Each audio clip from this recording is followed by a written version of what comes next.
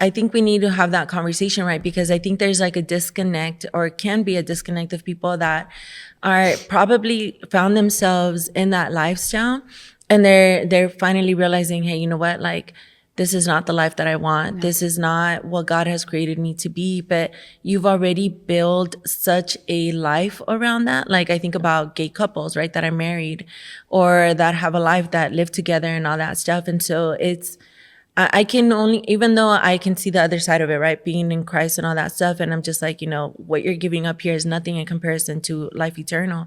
But I think for people that haven't had that encounter yet, letting go of everything that they've built, it can be very scary. And so I want to talk to those people, right? To those people that are just like, hey, you know what? Like, I don't want this anymore. So they would start telling me, you know what? Yeah, you know, it's easier for me just to be this way. Like, I'm already used to it. I've already made the commitment to the transition. Yeah. And it's really sad because they're like, you know, I want these desires, and there's a reason why I desire these things. And it's not true. Like, when you give your life to Christ, and this is something that I would go over with them too, is you no longer live for yourself and your own desires. Yeah.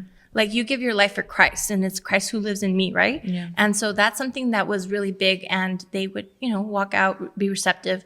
But I know that even in the Bible, when the woman who was caught in adultery, when Jesus said, you know, the next person to throw the rock, make sure you have no sin, right? And then what does he tell her? He says, go and sin no more. Mm-hmm. Yeah. So grace and truth always like walk side by side.